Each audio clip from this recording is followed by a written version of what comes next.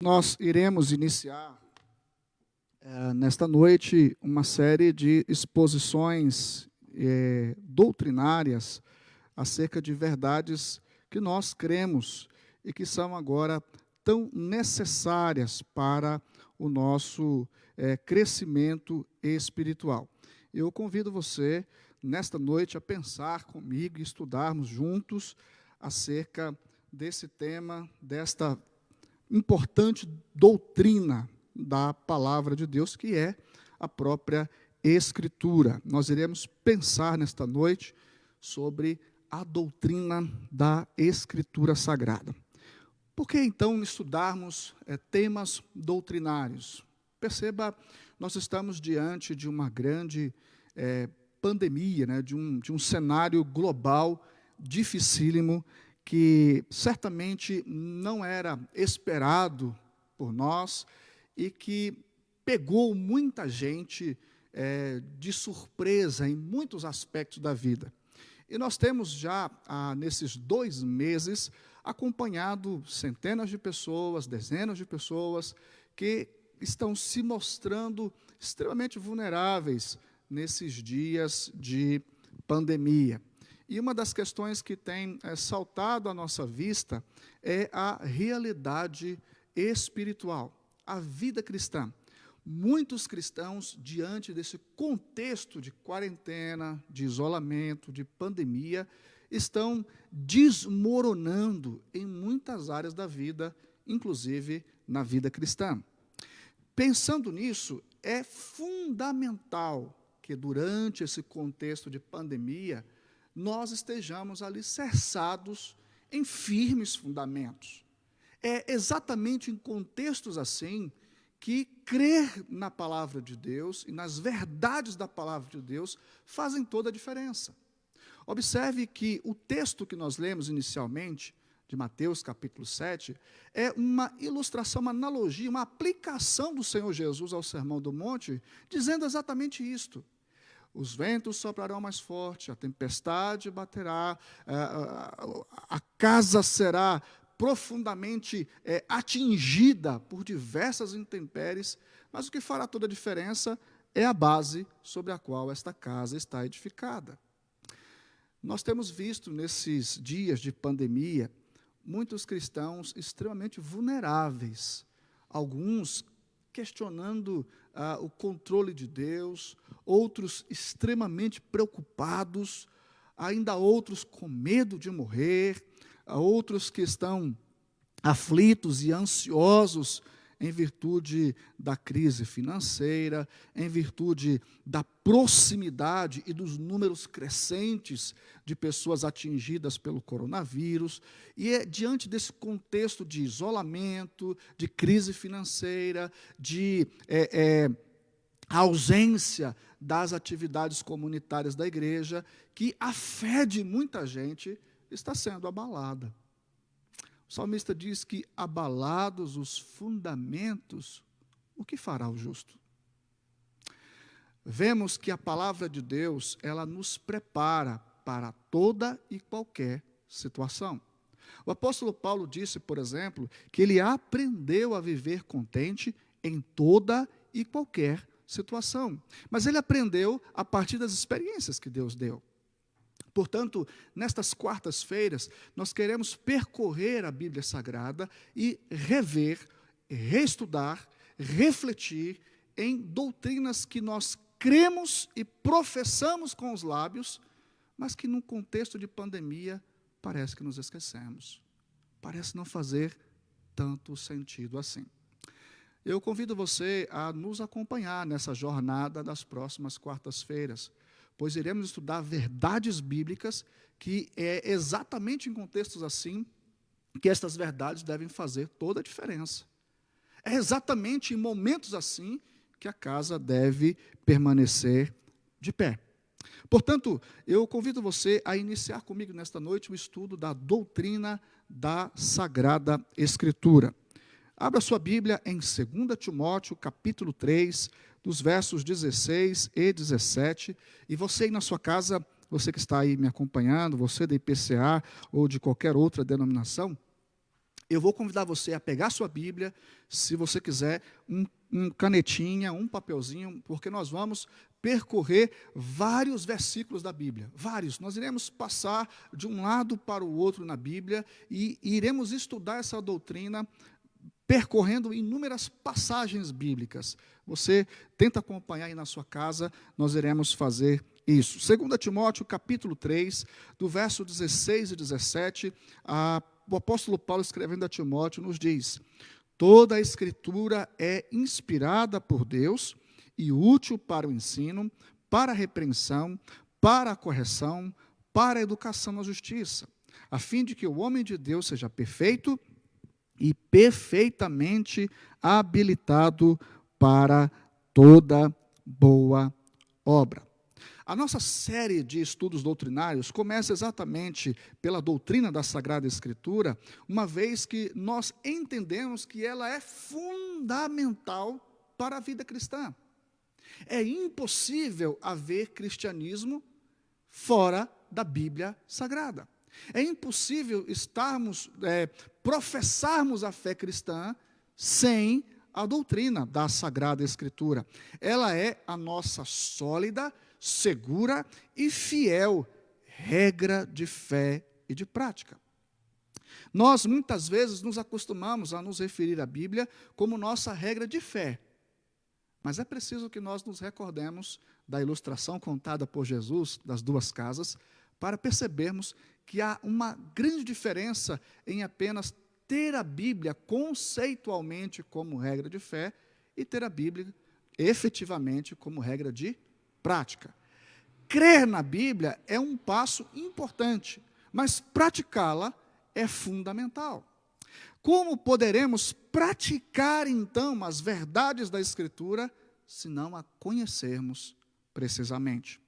É por isso que entendermos melhor o que é a Bíblia Sagrada, qual é a sua mensagem, qual é o seu propósito, fará toda a diferença em nossa vida. Exatamente como aquele homem que edificou a sua casa sobre a rocha. Nesse sentido, nós precisamos inicialmente compreender qual é a origem da Sagrada Escritura. É necessário entendermos que a Bíblia Sagrada é um conjunto de livros que faz parte daquilo que nós chamamos de revelação especial de Deus. É preciso entender que a Bíblia não é fruto da imaginação humana. A Bíblia não é um conjunto de livros inventado pelos homens. A Bíblia não é uma narrativa mitológica que foi surgindo a partir de especulações humanas. Não. A Bíblia Sagrada, a própria Bíblia Sagrada, nos ensina que a fé cristã, o cristianismo, ele está pautado no conceito de revelação. Isto é, a fé cristã afirma que Deus se revelou aos homens, Deus se deu a conhecer aos homens. Se Deus não quisesse ou não se revelasse aos homens, nós não saberíamos absolutamente nada sobre Deus. A própria Bíblia Sagrada nos ensina que nós só podemos conhecer alguma coisa de Deus porque Deus quis que nós conhecêssemos. Porque Deus quis se revelar à raça humana. Esse conceito de revelação, sobretudo no Antigo Testamento, tem a ver literalmente com tirar o véu, com se mostrar. As mulheres vão se lembrar que esta é uma característica interessante dos casamentos mais antigos, quando a noiva ainda usava um véu. E há algum tempo atrás, muitos que viveram aquela época mais áurea, mais no passado, vão se lembrar que em muitos casamentos o noivo conhecia a noiva no altar. E era uma grande surpresa quando a noiva tirava o véu e o noivo então podia vê-la face a face e saber como ela de fato era. O conceito do Antigo Testamento, ele afirma que Deus tirou o véu. Deus se mostrou à raça humana. Um grande estudioso, pastor presbiteriano, R.C. Sproul, falecido recentemente, ele escrevendo sobre isso, ele afirma que não podemos ver a Deus com os nossos olhos, mas podemos conhecê-lo por meio da revelação. Ele removeu o véu que o ocultava de nós. Uma revelação nada mais é do que tornar claro, desvendar o que estava oculto. A Bíblia começa dizendo que no princípio criou Deus os céus e a terra, e o Espírito de Deus pairava por sobre as águas. Deus existe antes mesmo da própria criação, desde a eternidade. Nós, seres humanos, fomos criados por Deus, e todo o conhecimento que temos de Deus, temos a partir desse exato conceito de Deus se mostrar gradativamente aos homens. Você vai lembrar comigo, abra a sua Bíblia aí, no Salmo 19, dos versos de 1 a 4. E você vai perceber que desde o princípio do mundo, o Criador deu-se a conhecer por meio da natureza, por meio das obras da criação, da sua providência, e por meio das coisas criadas, Deus se mostra aos homens de modo que os homens podem conhecê-lo. Veja, por gentileza, o que nos diz o Salmo 19, nos versos de 1 a 4. Ele diz o seguinte: os céus proclamam a glória de Deus, e o firmamento anuncia as obras de suas mãos. Um dia discursa a outro dia, uma noite revela conhecimento a outra noite. Não há linguagem, nem palavras, e deles não se ouve nenhum som. No entanto, por toda a terra se faz ouvir a sua voz, e as suas palavras até os confins do mundo. O salmista aqui está dizendo que toda a criação proclama, apregoa a existência de Deus. No entanto, diz a Bíblia Sagrada que esta proclamação feita pela própria criação, ela era insuficiente para nos falar, por exemplo, da obra redentora de Jesus. Ela é suficiente para anunciar que Deus existe, mas ela é insuficiente para mostrar o sacrifício de Jesus na cruz. Ela é insuficiente para nos trazer aquele conhecimento necessário à salvação. Foi por esta razão que Deus não apenas imprimiu dos seus atributos, não apenas se deu a conhecer por meio da criação, como foi também se revelando gradativamente aos homens. E estas maneiras de Deus se mostrar aos homens, elas foram acontecendo no decorrer da história e de diversas formas diferentes. Você vai se lembrar, por exemplo, de Hebreus, capítulo 1, versículo 1, quando nos diz que Deus outrora se deu a conhecer, ou falou aos homens, falou aos pais, de diversas formas, em diversas épocas, de diversas maneiras diferentes. Deus falou aos homens no passado, por exemplo, através de sonhos. Deus falou aos homens no passado através de visões. Deus falou aos homens através dos profetas. Deus falou aos homens através de teofanias, quando ele assumia uma figura humana e se mostrava aos homens, e diversas outras maneiras. Veja, Deus foi se dando a conhecer aos homens, usando várias maneiras diferentes de se revelar. No entanto, Deus, de forma clara e específica, resolveu narrar o plano da salvação e da redenção por meio de uma revelação que era inerrante, infalível e que jamais poderia sofrer qualquer tipo de violação.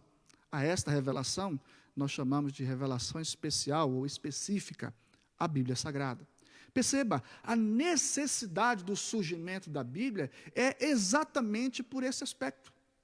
A Bíblia Sagrada, ela vem para complementar ou para apresentar um propósito, um plano de Deus que era impossível de ser percebido por meio da criação. Você jamais chegaria a um lugar muito bonito, muito formoso e diria: uau, que coisa linda isso daqui, isso me fez lembrar da cruz de Cristo. Não. Seria impossível você contemplar o sol e perceber o sacrifício de Jesus. Seria impossível você contemplar a lua, as estrelas e perceber tais coisas. Veja, por mais formosa que seja a criação, e por mais que ela denuncie a existência de um Criador, o Salvador é impossível de se perceber por meio das coisas criadas. Por esta razão, Deus nos deu o registro desta revelação especial. Foi por causa desta insuficiência da revelação natural que Deus nos deu a Bíblia Sagrada, a revelação específica ou especial. A Bíblia veio exatamente para tornar claro aos homens e para tornar esse plano não apenas claro aos homens, mas livre tanto da influência de Satanás, como também da corrupção dos homens. A Bíblia é o registro desta vontade salvadora de Deus de forma infalível, justamente para que essa revelação acerca da obra redentora não sofresse nenhuma deturpação, seja dos homens, seja da igreja, ou seja do próprio Satanás. Você consegue se lembrar o Senhor Jesus, por exemplo, sendo tentado no deserto, e o diabo tentando, de alguma forma, induzi-lo ao erro? Lembra como Jesus, sábia e corretamente, se defendeu de Satanás? Ele dizia, está escrito. A vontade de Deus não pode jamais ser questionada, ainda que Satanás nos assedie para isso. Lembre-se, lá no Jardim do Éden, o diabo seduziu os homens e induziu Adão a pensar de forma deturpada o próprio mandamento divino. Adão atendeu àquela insinuação maligna e violou o seu pacto com Deus. Caiu. Jesus Cristo no deserto, o segundo Adão, ao ser assediado por Satanás, se defende exatamente com o texto da palavra de Deus. Ele está dizendo, a vontade de Deus é clara, revelada e escrita. Ele disse, está escrito. Perceba que toda a vontade de Deus acerca da salvação dos homens fora registrada exatamente para esse fim, para que pudéssemos conhecer a vontade de Deus, obedecer à vontade de Deus, livre das superstições, das crendices e da própria astúcia de Satanás. Eu convido você a abrir a sua Bíblia em Lucas, capítulo 1, versículo 3 e 4, e você vai perceber quão necessário foi que Deus fizesse com que o registro da sua vontade fosse preservado de qualquer influência humana. Com qual finalidade? Lucas capítulo 1, do verso 3 ao verso de número 4, você vai encontrar o texto da palavra de Deus nos dizendo exatamente assim. Perceba, por gentileza, o texto da palavra de Deus. Nos diz, igualmente a mim, escreve Lucas, me pareceu bem, depois de acurada investigação de tudo desde a sua origem, olha a expressão, dar-te por escrito, excelentíssimo Teófilo, uma exposição em ordem. Para quê? Veja o texto. Para que tenhas plena certeza das verdades. Viu que era necessário que esta vontade divina, estas verdades de Deus acerca da salvação, estivessem escritas, para que não houvesse a menor dúvida de que elas procedem de Deus e não dos homens. Nesse sentido, a Bíblia Sagrada é o registro de tudo aquilo que Deus quis que a humanidade soubesse. Veja, ela não é um registro de tudo sobre Deus, mas de tudo o que Deus quis que nós soubéssemos. Nesse sentido, nós começamos a entender que a Bíblia não é um livro qualquer, ela é o registro da vontade soberana e salvadora do nosso Deus. É necessário, então, percebermos que Deus não nos deu esse registro de uma única vez. Você deve se perguntar, por que temos, então, 66 livros e não um? Obviamente que esta vontade revelada de Deus, esta verdade acerca da salvação, não foi entregue de uma única vez. Deus foi entregando ela gradativamente. Nós chamamos isso de revelação progressiva. Eu estou com um bebê em casa e é muito fácil explicar isso. O bebezinho, ele não começa falando normalmente, né? papai, mamãe, ele começa com gemidos, com choro, de repente ele começa a balbuciar alguma coisa. Lá em casa, por exemplo, ele fala qualquer coisa estranha, eu já entendo papai. Isso é uma coisa, assim, meio que quase um feedback. A criança, ela começa a balbuciar alguma coisa, e à medida que ela vai crescendo, ela vai pronunciando as primeiras palavras, até falar fluentemente. De igual modo, Deus foi entregando a sua vontade gradativamente, usando aproximadamente 40 homens em diversas épocas, em diversos lugares diferentes. Esta vontade foi sendo entregue a nós. A este respeito, um pastor presbiteriano, bem conhecido, professor, reverendo Leandro Lima, ele diz o seguinte: Gênesis 1:1 é o resumo de toda a Bíblia, pois contém embrionariamente tudo o que foi explanado depois. Mas depois não revelou tudo de uma única vez. Veja, Deus não entregou toda a revelação de uma vez. Ele fez isso ao longo da história.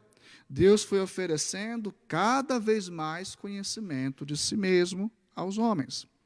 Deste modo, cremos que a Bíblia Sagrada, irmãos, é a palavra de Deus, visto que os próprios autores sagrados afirmam que ela não procedem deles mesmos. Quem já leu o Antigo Testamento encontrou várias vezes os profetas dizendo aquela frase: assim diz o Senhor. Mesmo que eles estivessem proclamando a mensagem ao povo, eles entendiam que aquela mensagem não vinha deles, mas era proveniente do Senhor. Assim, a Bíblia é um livro que possui uma origem, uma procedência divina. Uma segunda coisa que nós precisamos entender acerca da Bíblia é que ela possui autoridade divina. Se ela é proveniente de Deus, se ela é uma revelação de Deus, obviamente que esta Bíblia, este livro sagrado, possui uma autoridade que emana do próprio Deus. Se ela é palavra de Deus aos homens, devemos recebê-la com esta autoridade. Deus falando aos homens. É assim que nós devemos obedecer a Bíblia. E aqui eu quero fazer algumas colocações. Perceba, por exemplo, que em nossos dias, com esse mundo tão relativista, onde cada um tem a sua verdade, as pessoas vão fazendo com a Bíblia o que elas querem. Elas interpretam a Bíblia do seu jeito, elas recortam trechos da Bíblia para fazer com que a Bíblia sustente algumas coisas que a Bíblia não fala, mas que elas querem que diga. Você já viu todo tipo de inovações e maluquices, mesmo dentro da igreja evangélica, porque alguém ignorou a Bíblia e resolveu colocar a sua própria vontade. Eu disse no início desse estudo, e repito, muitos evangélicos dos nossos dias têm a Bíblia como regra de fé, mas não têm como regra de prática. Como pastor, eu tenho encontrado muita gente que, mesmo diante do ensino da Bíblia, decidem fazer errado. É como se a Bíblia não tivesse tanto peso em suas decisões e em suas escolhas. E isso se deve porque grande parte dos evangélicos dos nossos dias não conhece ou não entende a autoridade que a Bíblia tem sobre o povo de Deus. Nesse sentido, se Deus é o autor das Escrituras, se a Bíblia Sagrada procede de Deus, nós devemos entendê-la como autoridade divina e não de homens. Ela deve ser recebida como palavra de Deus e não como palavra de homens. Abra a sua Bíblia em 1 Tessalonicenses, capítulo 2, o versículo de número 13. Primeira carta de Paulo aos Tessalonicenses, capítulo 2, o verso de número 13. O apóstolo Paulo diz assim: outra razão ainda temos nós para incessantemente dar graças a Deus. Observe o texto. É que, tendo vós recebido a palavra que de nós ouvistes, que é de Deus, acolhestes não como palavra de homens, e sim como em verdade é a palavra de Deus, a qual com efeito está operando eficazmente em vós, os que credes. Paulo está dizendo que aquilo que o Espírito Santo colocava em seus lábios para que fosse pregado e ensinado à igreja, foi recebido pelos Tessalonicenses não como o ensino de Paulo. E ele diz, vocês receberam como de fato ela é, palavra de Deus, a autoridade de Deus, Deus falando a vocês. A própria Bíblia reivindica essa autoridade. Há várias passagens bíblicas em que o próprio texto bíblico tira dos homens este peso, dizendo, os homens estão apenas proclamando, mas não procede deles a palavra, procede de Deus. É Deus que está falando por boca destes homens. Abra a sua Bíblia, mais uma vez, em 2 Timóteo, capítulo 3, verso 16. Eu disse que nós iríamos ler muitos textos bíblicos. Se você não está acostumado aí, reacostume, né? Se readapte. De novo, 2 Timóteo, capítulo 3, o verso de número 16. Vamos ler juntos? Eu leio daqui, você lê daí na sua casa. Tá bom? Toda a Escritura é inspirada por Deus e útil para o ensino, para a repreensão, para a correção, para a educação na justiça. A palavra inspirada aí, traduzida originalmente, né, o termo aí usado em grego é theopneustos. Significa literalmente soprada. O que Paulo está dizendo é que toda a Bíblia Sagrada, todo o Antigo Testamento, foi soprado por Deus. A ideia do apóstolo Paulo é mostrar que cada palavra da Bíblia procede de dentro de Deus. Quando Paulo faz isso, Paulo está querendo dizer que a Bíblia tem como fonte, como origem, o próprio Deus Todo-Poderoso. Vincent Chung, um grande teólogo e escritor, ele diz que todas as palavras da Bíblia, todas, foram sopradas por Deus. Tudo que podemos chamar de Escritura, de Bíblia Sagrada, foi inspirado pelo próprio Deus. Foi soprada pelo próprio Deus. A origem de cada palavra, Deus. Tudo da Escritura procede de Deus. Portanto, é com base nisto que nós chamamos a Bíblia Sagrada de Palavra de Deus. Se de fato a Bíblia Sagrada é a palavra de Deus, assim o salmista, no Salmo 119, verso 4, tem razão quando nos diz que nós devemos cumprir à risca o que a Bíblia Sagrada nos ensina. É nesse sentido que nós falamos que a Bíblia Sagrada é a nossa regra de fé e de prática. Se você entende que a Bíblia realmente é a palavra de Deus, você jamais vai questionar qualquer texto bíblico em relação à sua aplicação prática para a sua vida. Vamos perceber a importância disso? Apocalipse, capítulo 22, verso 18 e 19. Apocalipse 22, verso 18 e 19. Veja o quão séria é esta verdade acerca da autoridade da palavra de Deus. Apocalipse 22, verso 18 e 19. Eu, a todo aquele que ouve as palavras da profecia deste livro, testifico, se alguém lhes fizer qualquer acréscimo, Deus lhe acrescentará os flagelos escritos neste livro. E se alguém tirar qualquer coisa das palavras do livro desta profecia, Deus tirará a sua parte da árvore da vida, da cidade santa, e das coisas que se acham escritas neste livro. Perceba com que gravidade, com que peso, perceba a autoridade que cada palavra da Bíblia possui. É interessante pensar que a Bíblia Sagrada, ela se apresenta como palavra de Deus e exige dos homens obediência. Ela não pergunta se você concorda, se você não concorda, se você acha que é assim, se você não acha. Ela simplesmente diz, Deus diz assim, portanto, obedeça. É aquele hino glorioso que nós cantamos, né? Crer e observar. Não é crer e questionar, especular. Crer e observar. Diz João que nada na Bíblia deve ser retirado ou acrescentado. Ponto. palavra de Deus revelada de Gênesis a Apocalipse. Passamos então para o nosso terceiro ponto. Eu estou aqui de olho no relógio, para a gente caminhar dentro do nosso tempo. O terceiro aspecto é, a Bíblia possui uma origem divina, uma autoridade divina, e agora vamos entender um pouco mais sobre a inspiração da Escritura. Em que sentido ela é palavra de Deus, já que ela foi escrita por homens? Vamos entender isso? Conforme a gente já percebeu lá atrás, a própria Bíblia Sagrada diz que Deus usou homens. Na teologia, nós chamamos isso de superintendência. Deus superintendeu, Deus monitorou, Deus usou homens para registrar a sua vontade, de forma que ele não anula as características desses homens, porém não permite que eles interfiram no texto a ser registrado. Ele usou homens em diferentes épocas e lugares. Já falei, a Bíblia possui 3 línguas claramente expressas nela: grego, hebraico e aramaico.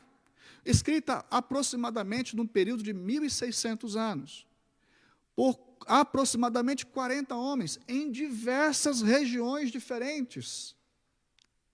Ainda assim, ela possui uma unidade, uma coesão, exatamente porque o próprio Deus, por obra do Espírito Santo, estava atuando na vida desses homens. O Espírito de Deus agiu sobre os escritores e sobre o registro desta vontade divina, de forma que o texto bíblico não sofreu nenhum tipo de adulteração humana. Os homens não foram autorizados a escrever o que eles quiseram, mas sim aquilo que era da vontade de Deus. Para esse texto, vamos observar bem, segunda a epístola de Pedro, no capítulo 1, do verso 20 a 21. Vamos lá? Abra sua Bíblia aí na sua casa. Segunda epístola de Pedro, capítulo 1, do verso 20 a 21. Segunda epístola de Pedro, capítulo 1, verso 20 a 21. Olha o que Pedro diz.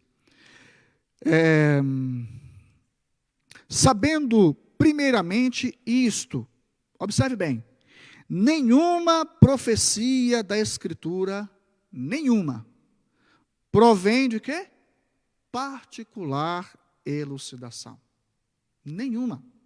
Pedro vai dizer mais no verso 21, porque nunca, jamais, qualquer profecia foi dada por vontade humana. Entretanto, homens santos falaram da parte de Deus, observe a frase, movidos pelo Espírito Santo. A doutrina da inspiração bíblica, ela é aceita por grande parte dos evangélicos brasileiros, mas na prática as pessoas negam a verdade bíblica. É o que eu venho dizendo, há uma grande diferença entre crer e praticar. Vale lembrar você que até os demônios creem. Nesse sentido, muitos têm a Bíblia como uma regra de fé. Eu acredito que Jesus é o Salvador, eu acredito que Ele é Senhor, mas na prática, esse conhecimento se dissipa quando as pessoas tratam o texto bíblico como se fosse palavra de homens. Entender a inspiração nos ajudará em alguns aspectos. Por exemplo, John MacArthur, um outro grande pastor e escritor e pregador do nosso tempo, ele diz o seguinte: uma compreensão correta da inspiração e da revelação é essencial para a gente distinguir entre a voz de Deus e a voz dos homens. Muitos evangélicos não conhecem essa doutrina, e por vezes a gente escuta alguém falar assim: Senhor, abençoe o pregador desta noite, né, que ele seja inspirado. Não. O texto bíblico já foi inspirado, já foi soprado por Deus. O que nós precisamos agora é da graça do entendimento. Não existe nenhuma vírgula da Bíblia, como já vimos aqui, que precise ser acrescentada. Na verdade, o que nós precisamos hoje é que o Espírito Santo abra o coração, abra a mente, porque o texto já foi soprado, inspirado por Deus. Essa falta de conhecimento por parte dos cristãos acerca da inspiração fez com que algumas ideias bem erradas surgissem na história. Por exemplo, Há alguns cristãos que acreditam que a Bíblia foi ditada. É o que nós chamamos na teologia de inspiração mecânica. Deus ditou. Ele foi falando e os homens escrevendo, né? Os homens foram ouvindo aquela voz assim e foram ali escrevendo. Eles foram copistas, secretários de Deus. Bom, isso não é verdade. A própria Bíblia afirma que os homens participaram no registro dos textos bíblicos e a experiência de cada um, a cultura de cada um, a intelectualidade de cada um, a personalidade de cada um estava ali implícita no texto. Eles não podiam alterar o teor do texto, mas Deus usou a característica de cada um. Observe 2 Pedro, capítulo 3, do verso 15 ao 16.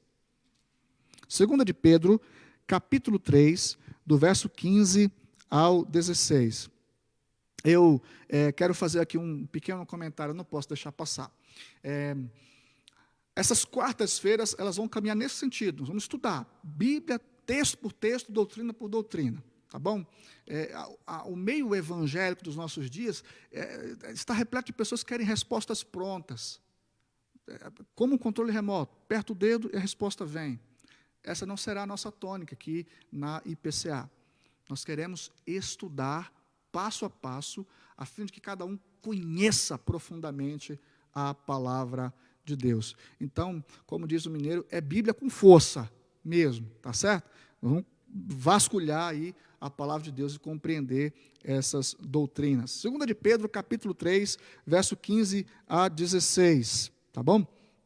Nos diz assim, 2 de Pedro, capítulo 3, do verso 15 ao 16.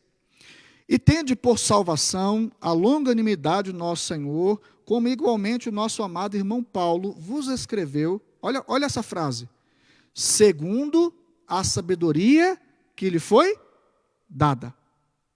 Pedro está dizendo que Paulo escreve diferente dele.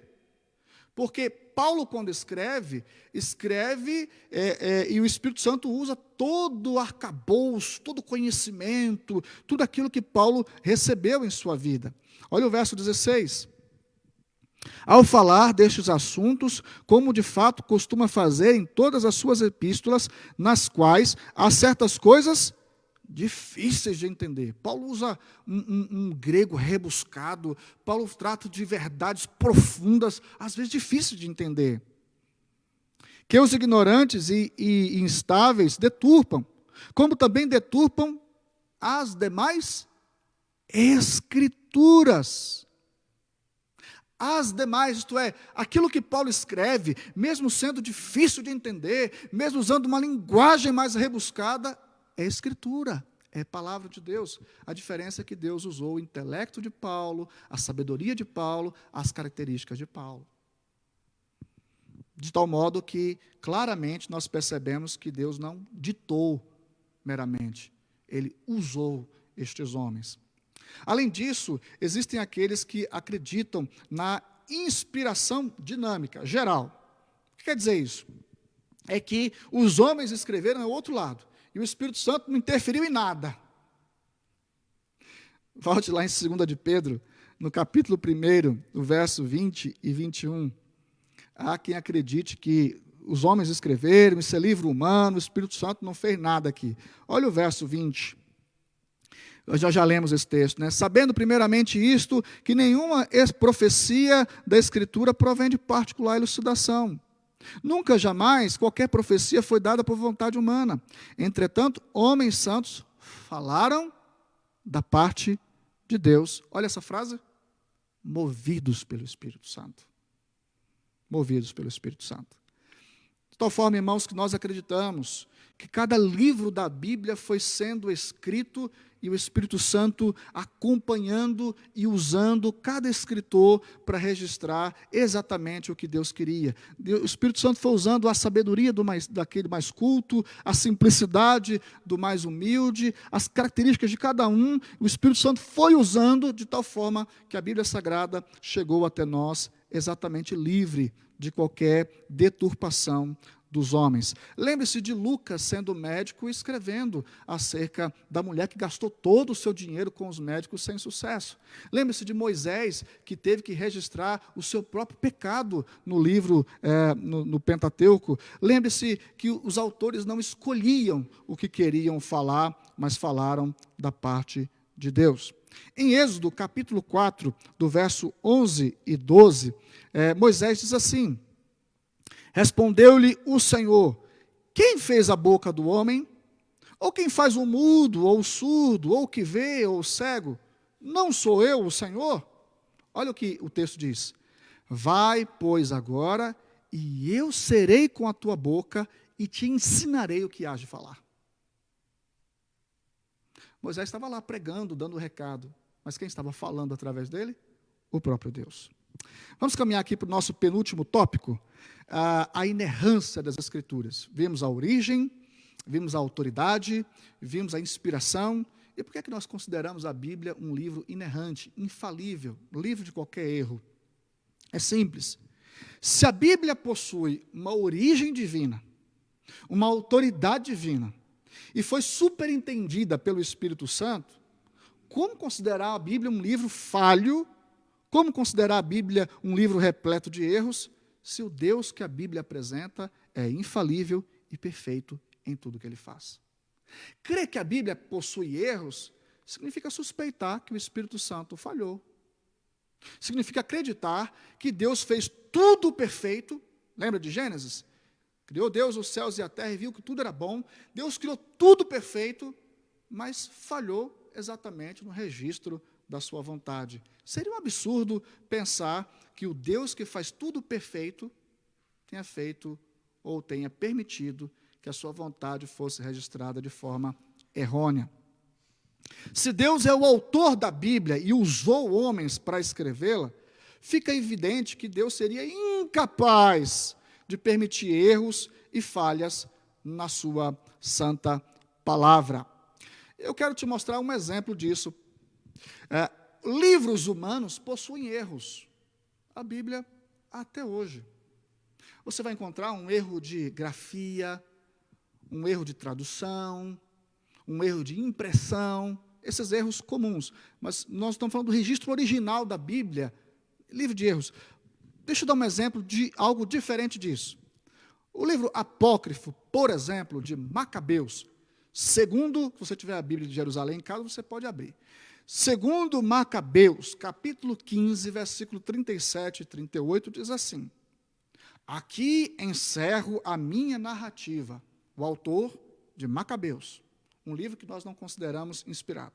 E ele diz assim: aqui encerro a minha narrativa. Se ficou boa e literariamente agradável, era o que eu queria. Se está fraca e medíocre, é o que eu fui capaz de fazer. Olha como é interessante. Quando um livro não é superentendido pelo Espírito, quando alguém fala de qualquer coisa histórica, mas não sob a direção do Espírito Santo, fala com esta convicção: olha, se ficou bom, se ficou legal, se foi assim agradável, puxa vida, era o que eu queria. Mas se ela ficou fraca, medíocre, ruim, foi o que deu para fazer. Consegue imaginar um livro inspirado? Consegue imaginar alguém falando da parte do Espírito Santo de Deus? Alguém falando palavra de Deus com essa dúvida? Não sei se ficou boa. Avalie aí. Se ficou boa, beleza. Se ficou ruim, foi o que eu dei conta de fazer. Bem diferente dos textos que nós lemos, não? Quando o autor sagrado diz: o que eu estou dizendo não vem de mim, vem do Senhor. Creia, porque é a palavra de Deus. A Bíblia é diferente de qualquer outro livro que você tenha lido. Vários autores humanos escrevem livros hoje e precisam reescrever anos depois, corrigindo falhas, erros e até conceitos. Coisas que hoje eles acreditam, amanhã não acreditam mais. Um pequeno paralelo, né? Você já ouviu aí inúmeras versões sobre a curva. Viu? Os cientistas, as pessoas falam: a curva é março, é final de abril, é maio. Viu como os homens fazem as coisas? É junho, agora é setembro, é outubro. No fim das contas, ninguém sabe quando vai ser realmente essa curva. Porque os homens são falhos. O Deus Todo-Poderoso é infalível em tudo o que Ele faz. Crer na Bíblia significa crer que todos os 66 livros foram preservados dos seus erros. Como já disse, pode haver um erro de tradução, de impressão, de grafia, mas jamais no seu texto bíblico original. Os homens podem errar a interpretação de um texto, a compreensão de um texto. Todavia, o texto sagrado da Bíblia continuará infalível e inerrante. A esse respeito, o Salmo 19, no versículo 7, diz: a lei do Senhor é perfeita, e ela restaura a alma. O testemunho do Senhor é fiel e dá sabedoria aos simples. Os preceitos do Senhor são retos e alegram o coração. O mandamento do Senhor é puro e ilumina os olhos. O temor do Senhor é límpido e permanece para sempre. Os juízos do Senhor são verdadeiros e todos igualmente justos. Olha o salmista dizendo: tudo é verdadeiro, perfeito. Quando falamos da inerrância da Bíblia, estamos afirmando que tudo que a Bíblia ensina é absolutamente verdadeiro. Há vários textos bíblicos, né? João 17 diz: santifica-os na verdade, a tua palavra é a verdade. Vamos para o nosso último tópico. Meu horário já está aí avançando. O último tópico, então. A Bíblia possui uma origem divina, a Bíblia possui uma autoridade divina, a Bíblia possui uma inerrância, não é, divina, a Bíblia também possui uma inspiração divina, e por fim, vamos ver aqui nesta noite, a Bíblia é suficiente. Se ela é a palavra de Deus, nós não precisamos de mais nada. Ela é suficiente. Uma das principais questões que envolve a doutrina da Bíblia, e nós hoje, é exatamente este. Por isso deixei por último. Para muitos cristãos, só a Bíblia não basta. Só a Bíblia não é suficiente. Eu preciso ter outras revelações. Eu preciso ter outras coisas. Só a Bíblia não dá. Se ela é palavra de Deus, livre de erros, autoridade de Deus, procede de Deus, inspirada por Deus, ela é suficiente. Sua autoridade torna a Bíblia Sagrada regra de fé e de prática para todo aquele que quiser ser cristão. João capítulo 8, verso 31 e 32. Abra aí na sua Bíblia. Evangelho de João, capítulo 8, do verso 31 a 32. Eu já estou concluindo. João 8, de 31 a 32. Diz assim: disse, pois, Jesus aos judeus que haviam crido nele. Presta atenção. Ele está dizendo para as pessoas, para os judeus que haviam crido, ou seja, vocês querem se tornar cristãos, querem ser meus seguidores, o que Jesus disse? Se vós permanecerdes na minha palavra, sois verdadeiramente meus discípulos, e conhecereis a verdade, e a verdade vos libertará. Ser discípulo de Jesus significa crer que é necessário alicerçar a vida na palavra de Jesus. Permanecer firme e irrepreensível na palavra de Jesus. Ela é a verdade. Esse foi um dos pilares da reforma protestante. Já ouviu falar do sola escritura? Somente a Escritura. O que os reformadores estavam dizendo naquele período de ruptura com o catolicismo é que o catolicismo afirmava que a Bíblia foi compilada e organizada pela igreja. Portanto, a igreja está acima da Bíblia. Eles entendem que a tradição da igreja, os escritos dos concílios, as bulas papais, possuem autoridade igual ou superior à Bíblia.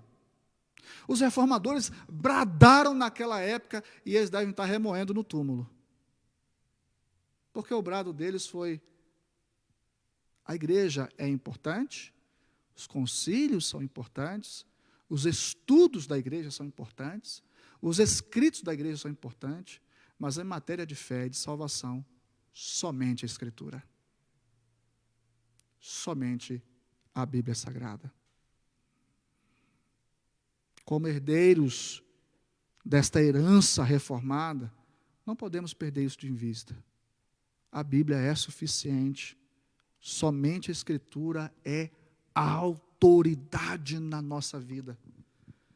Eu tenho visto algumas pessoas que chegam até mim com problemas, com dificuldades, com crises, com dúvidas. A maioria das pessoas que têm dúvidas chegam com a gente com uma resposta já pronta na cabeça. E aí você abre o texto bíblico e elas falam, não, mas eu ouvi falar fulano, eu ouvi Beltrano, eu ouvi Ciclano, e você está com um texto bíblico dizendo, a Bíblia está dizendo isso. Quando livros, quando tradições, quando pessoas se sobrepõem à Bíblia, alguma coisa está errada. A Bíblia é a autoridade. Somente a Escritura significa crer que somente a Bíblia tem toda a autoridade para conduzir a nossa vida. Quando uma pessoa vai fazer profissão de fé na igreja presbiteriana, na central, por exemplo, nós fazemos uma pergunta: você promete se submeter às autoridades desde que elas se permaneçam fiéis às Escrituras? Isso porque o pastor, o presbítero, o conselho, o Supremo Concílio, o sínodo, toda a liderança da igreja, ela perde sua autoridade como liderança se estiver fora das Escrituras. Os reformadores estão dizendo que somente a Escritura, porque cada cristão com a sua Bíblia deve conhecê-la, segui-la e obedecê-la de tal forma que mais ninguém, mais nenhuma outra coisa tenha autoridade sobre a sua vida.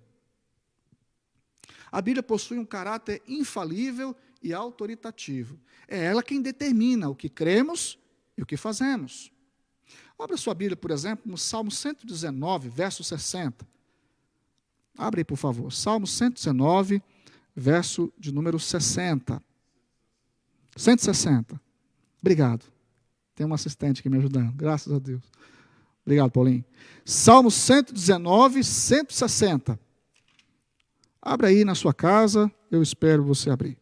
Salmo 119, o verso de número 160. Vamos ler juntos? Eu leio daqui e você lê daí. As tuas palavras são em tudo verdade desde o princípio, e cada um dos teus justos juízos dura para... Vamos repetir de novo? Repita aí na sua casa e eu vou repetir aqui. As tuas palavras são em tudo verdade, desde o princípio, e cada um dos teus justos juízos dura para sempre. A Bíblia é a verdade, para sempre. Os juízos de Deus são imutáveis. Somente por meio da Escritura nós teremos um conhecimento verdadeiro sobre Deus, livre das crendices, das superstições, das imaginações humanas. Você deve estar se perguntando, pastor, o que eu faço com aqueles irmãos que falam que Deus mostrou, que Deus viu, que sonhou, que dormiu, que acordou? Bom, se você for um cristão reformado, você vai ouvir, ignorar, respeitar a pessoa, mas vai se manter firme na Escritura, porque a Bíblia Sagrada é quem governa a nossa vida. Nós não cremos que precisamos de nenhuma outra informação além desta. Como Jesus nos disse, não precisamos nem acrescentar coisa alguma, nem tirar coisa alguma dela. Como Jesus mesmo disse que os seus discípulos verdadeiros permanecem no que está escrito.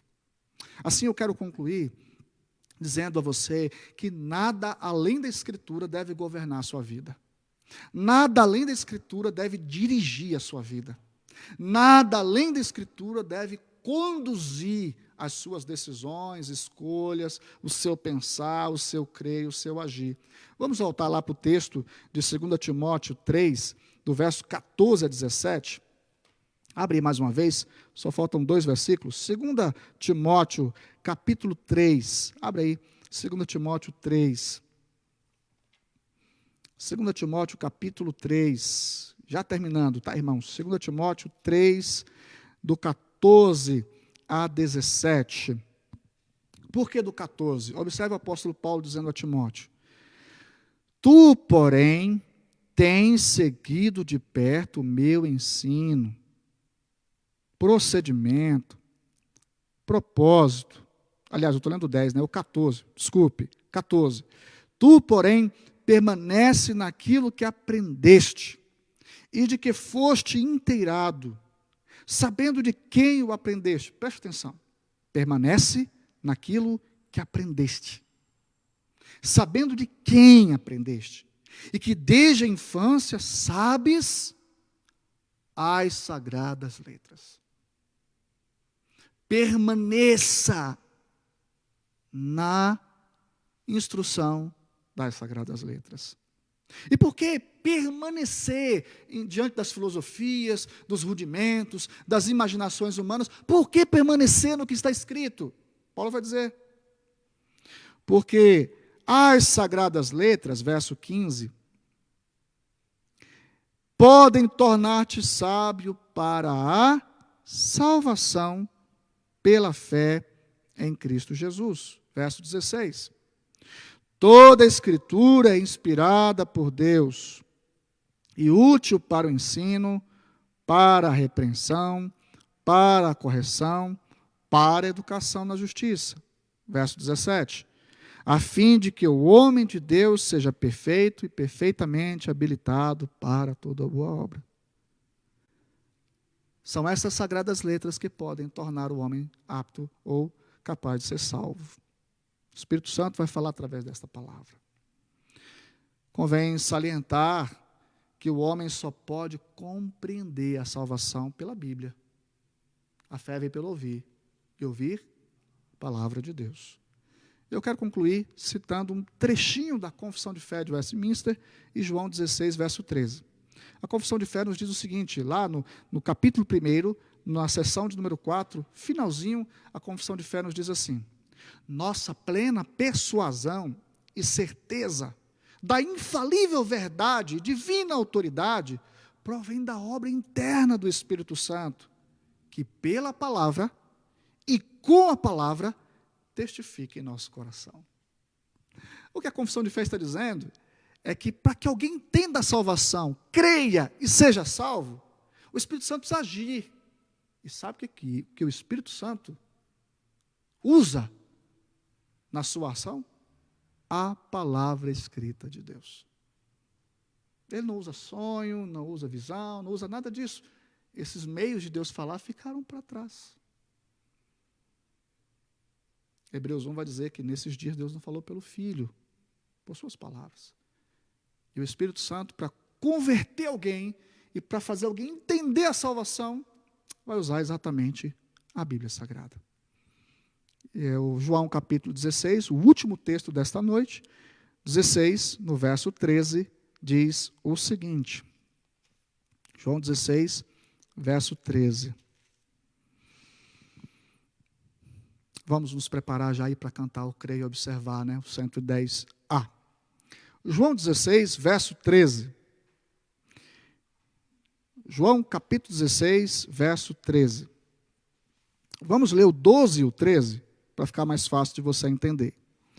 Tenho ainda muito que vos dizer, mas vós não podeis suportar agora. Olha Jesus falando com os discípulos.